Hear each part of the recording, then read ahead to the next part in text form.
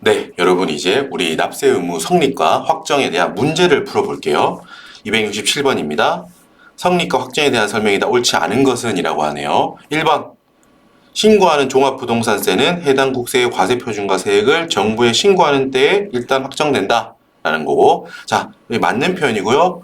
여러분, 종합부동산세는 두 경우로 나뉘어진다고 했어요. 밑에 볼까요? 아까 봤던 거.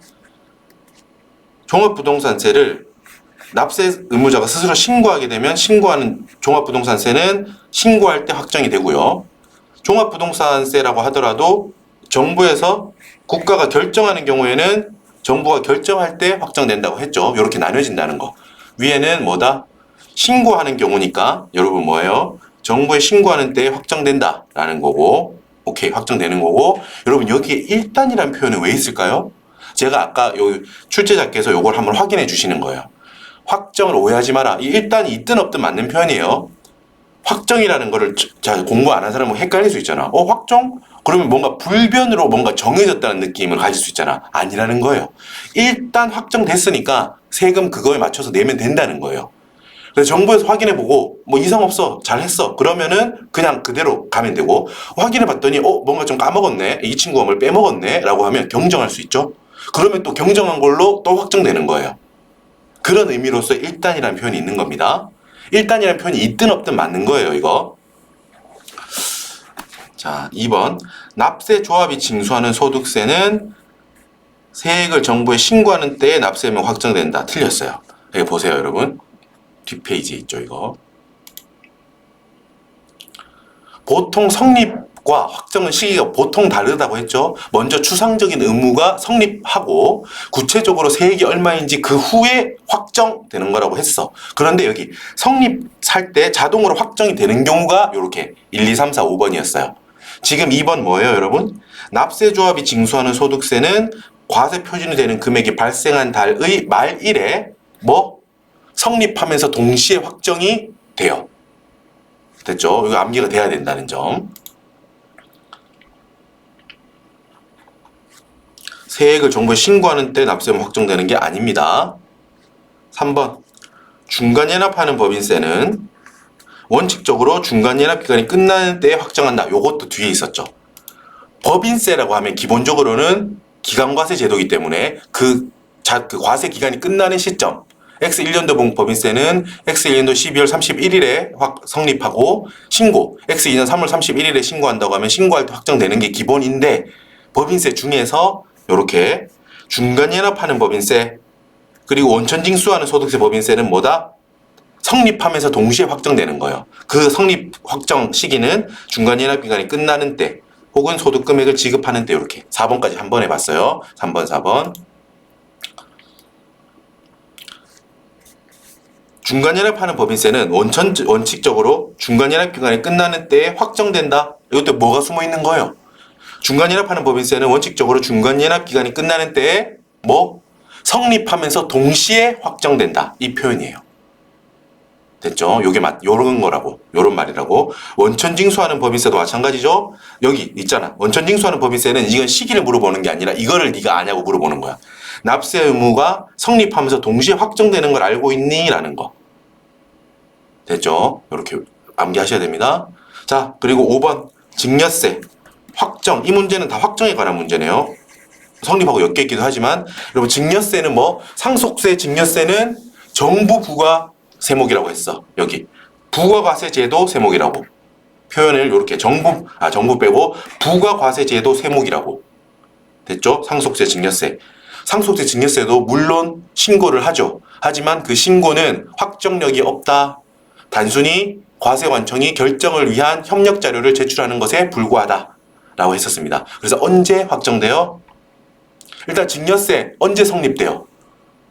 수증자가 증여를 받았을 때, 그 받은 날, 증여가 이루어진 날 성립하고, 얼마인지 확정은 증여세 신고할 때 확정되는 게 아니고, 그 신고 내용 같은 걸 확인하고 나서 정부에서 재산세가분들 결정해 주시죠. 결정을 해야 납세 의무가 확정되는 거라고.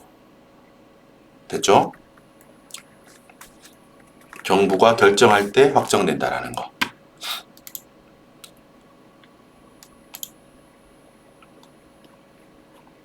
풀어볼게요. 수시 부과하여 징수하는 국세는 수시 부과 사유가 발생한 때에 납세 의무가 성립한다. 맞는 표현이고 언제가 아니라고 수시 부과 1이 아니라는 거. 수시 부과 1에 납세 의무가 성립한다. 그럼 틀린 거라고 했어요. 저거 아까 제가 외워두자고 했죠. 발음 못 외우더라도 성립 시기에서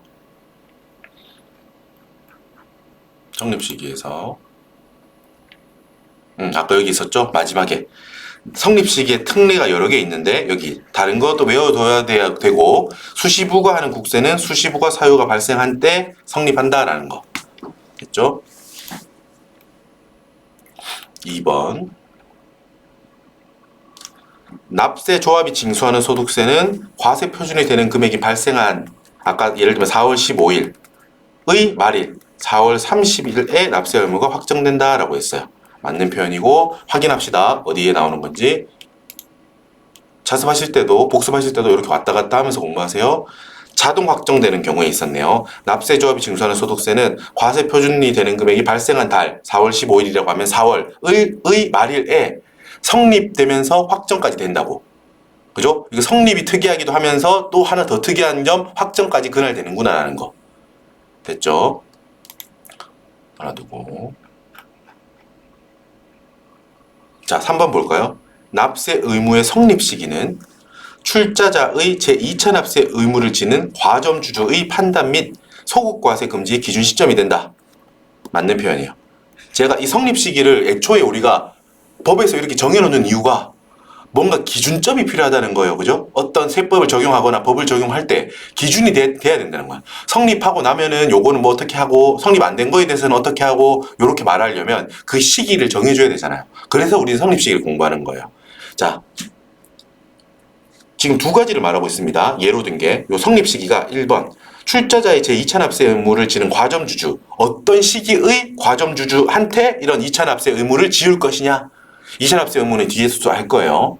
그거를 정하는 기준이 되는 시점이다 말이야. 성립 시점이. 그리고 아까 제가 예를 들었던 이거 소급과세 금지는 성립되면은 소급과세 하면 안 된다는 거야. 진정소급에 대해서 안 되는 상황이고 소급과세 금지 요걸 할 때 성립된 세목이 아니라면 엄밀히 따지면 지난 거에 대해서 새로운 새로운 세법을 적용하는 거긴 하지만 아직 성립이 안 됐다면 오케이 봐줄게 거기까지는 부진정 소급이니까 봐줄게라는 거거든요. 요거 뒤에 정리한 걸 한번 다시 읽으면서 해볼게요. 정리를 해뒀을 거예요.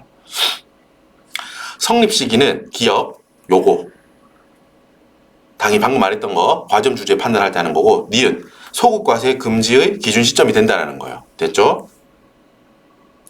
자, 기억에 대한 설명은 아까 전에 2차 납세 의무를 언제 지는가 요거에 대해서 법인을 주된 납세자로 하여 무한책임사원과 과점주주를 2차 납세 의무자로 하여 보충적으로 책임을 묻는 경우가 있어요. 요거 2차 납세 의무 뒤에서 할 건데 어떤 시점의 무한책임사원이나 과점주주에게 책임을 물을 것인가가 그 기준이 필요하다. 그래서 그 기준일을 납세 의무 성립일로 한다. 요 내용을 설명한 거고요. 초록색 제가 아까 지금 두 번 설명해 드렸던 요거를 한번 읽어볼게요.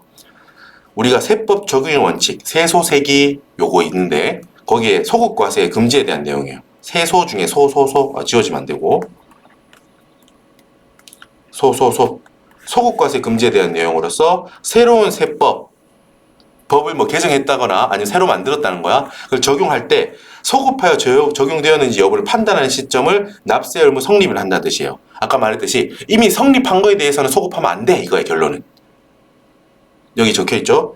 이미 성립한 부분에 대해서는 새로운 세법을 적용하는 것은 소급과세 금지 원칙을 위반하는 것이다. 진짜 소급과세, 진정소급에 대해서 하면 안 된다. 근데 아직 성립을 안 했어. X1년도가 지나는 중이야. 그럼 X1년도 소득세에 대해서 새로 적용한 새로운 소득세법을 적용해도 괜찮다는 거야. 부진정소급이 이렇게 된다는 거. 그런 기준이 되는 날이다 이 말이야. 이 의미가. 한번 읽어보시면 돼요. 그러면 저게 귀에 들어오시겠죠. 지금 이 말이 그 말이구나. 성립 시기는 그럴 때 쓰는구나 라는 거고. 자, 또 나왔어. 종합부동산세. 이 문제가 잘 나오는 이거 있겠죠. 종부세는 다르다는 거예요. 신고하는 경우에는 신고납세 제도 세목에 따라서 신고할 때 확정이 되고, 정부에서 부과하는 경우의 종합부동산세는 정부 부과 세목에 따라서 정부가 결정하는 때 확정된다. 그죠? 신고하는 경우니까 신고하는 때 확정된다. 또 일단이라는 표현을 넣어주셨죠. 분명하게 그 공부를 위해서 넣은 거요. 일단이라는 표현이 있든 없든 맞는 표현입니다. 됐죠? 자, 5번 같은 경우 나오면 사실 땡큐죠. 정확하게 못 외우더라도 제가 강의할 때 아까 교육세에 대해서 나눠서 말씀드렸잖아. 농특세, 교육세, 이런 부가세, 서택스, 부과되는, 본세에 부과되는 애들은 뭐다? 본세가 성립할 때 같이 성립하는 게 원칙이다. 하지만 뭐 금융업자의 수익금액에 대한 교육세의 경우는 달랐죠. 그렇게 달랐다는 내용만 알아도 지금 이걸 풀 수 있어. 보세요. 국세에 부과되는 모든 교육세는 모두 해당 국세, 본세를 말하는 겁니다. 아까 해당 국세, 본세의 납세 의무가 성립하는 때 성립한다. 모두는 아니잖아. 예외가 있다는 걸 기억하는 것만으로 우리는 문제를 풀 수 있는 것도 있기 때문에 여러분 공부할 때 아까 예를 들면 40분 동안 이론 정리했는데 야 나는 못 외우겠다니까 난 아예 안 볼래 요 파트 안 볼래 이러면 안 돼요.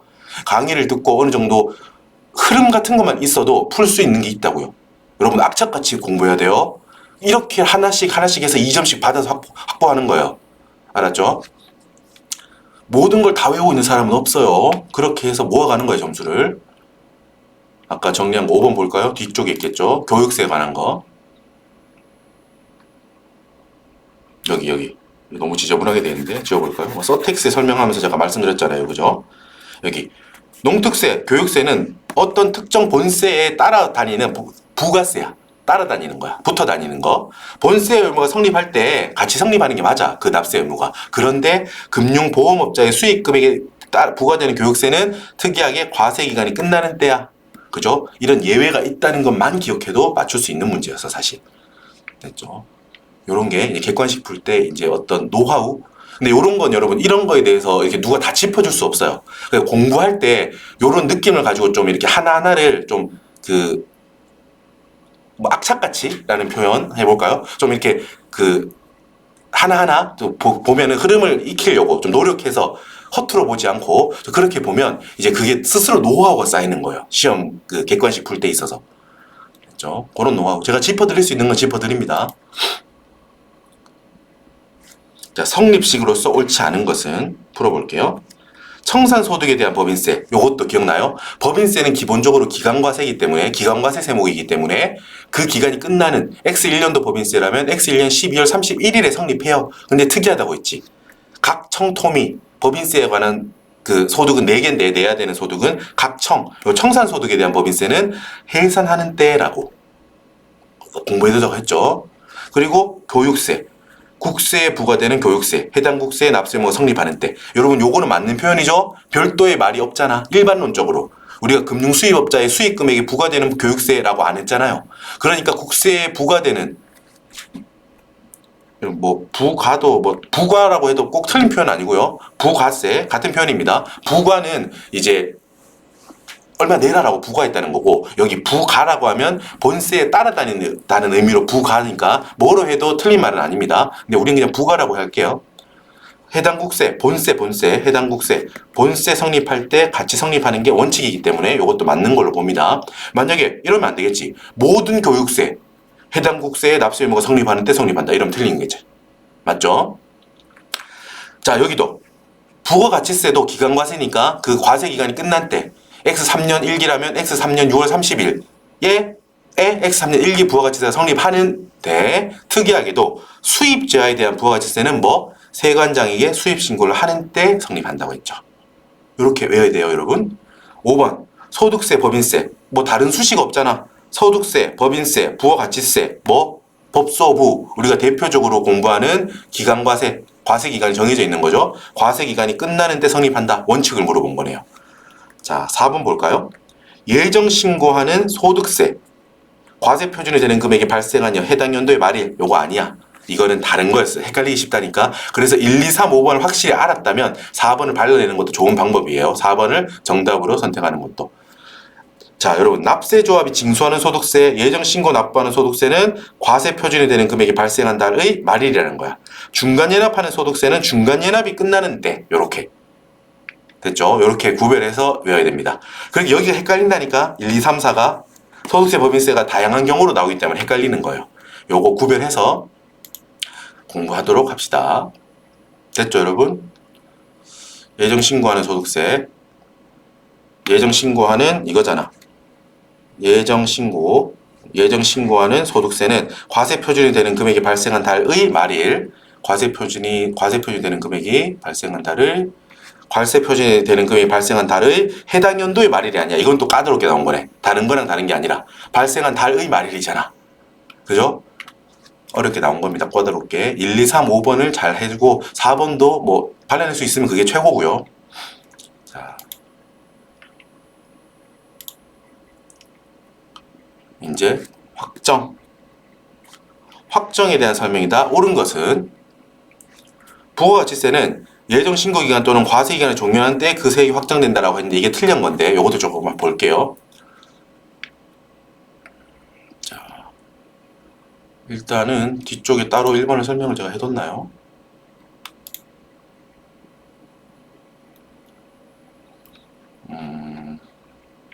이게 다 별도로 더 안 해놨네. 잠깐 계속 해볼게요. 1번 같은 경우는 일단 부가가치세는 뭐다? 과세기간이 끝나는 때 그 세액이 확정된다. X1년도 1기분이면 X1년도 6월 30일에 확정되니까 과세기간이 종료하는 때 요때만 해당된다. 됐죠? 예정신고기간은 아니다 라고 하시면 되고 2번 법인세는 과세기간이 종료되는 때 그 세액이 확정된다. 일단 여러분 죄송합니다. 여러분 정리해야겠네요. 잠깐만요. 확정이니까 확정되는 거는 다르잖아. 죄송합니다. 헷갈렸어요, 여러분. 헷갈린다니까. 저도 부가가치세는 신고 세목이니까 수입 제하에 대한 부가가치세는 언제 돼요? 신고 내용에 대해 신고하는 부가가치세 기본적으로 신고할 때 확정돼요. 수입하는 제하에 대한 부가가치세는 세관장한테 신고할 때, 수입 신고할 때 그때 되는 거기 때문에 확정되는 게 아니다라는 거예요. 법인세도 신고할 때 확정되는 거예요. 요 개념에 대해서 근본적으로 아냐고 물어보는 거야. 그러니까 정확하게 성립이랑 확정에 대해서 스토리를 안 짜고 공부하면 이렇게 헷갈릴 수 있다고요. 됐죠? 2번 과세기간을 종료하는 때 확정된다. 아니죠? 과세기간을 종료하는 때 성립되는 거고요. 성립되는 거고 확정은 법인세 신고 시 되는 거예요. 됐습니다. 3번 상속세는 여러분 봐봐. 신고하는 때 확정됩니까? 일단 상속세는 언제 성립하죠? 상속이 개시된 때, 즉 피상속인이 돌아가신 날 성립돼요. 확정은 상속세 신고일이 아니고 정부에서 그 신고한 거를 자료로 해서 바탕으로 확인해서 결정할 때 납세 의무가 확정된다고. 양도소득세는 정부가 결정할 때 그 세액 확정된다. 아니죠? 양도소득세는 말 그대로 소득세 안에 있는 거냐. 소득세 안에 2배사 근영기, 퇴양 할 때 양도소득세, 소득세 안에 되는 세목이잖아요. 그죠? 그렇기 때문에 기본적으로 신고할 때 확정되는 거예요. 5번 원천징수하는 소득세 혹은 원천징수하는 법인세는 납세 의무가 성립하는 때 동시에 확정된다. 이걸 아느냐 물어보는 거예요. 성립하면서 동시에 확정되는 거. 원천징수하는 소득세, 법인세는 소득 금액을 지급하는 때 성립하면서 동시에 확정된다는 거. 그래서 5번이 정답이 되겠습니다. 아시겠죠?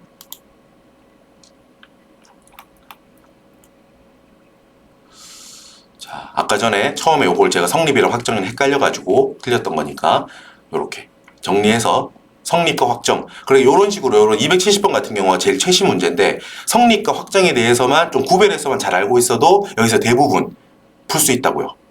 됐죠? 자, 여러분 수고 많으셨고 이렇게 해서 우리 성립과 그 확정에 대해서 이론 정리와 문제풀이 다 마치겠습니다. 잠깐 쉬셨다가 계속 하도록 하겠습니다. 수고하셨습니다.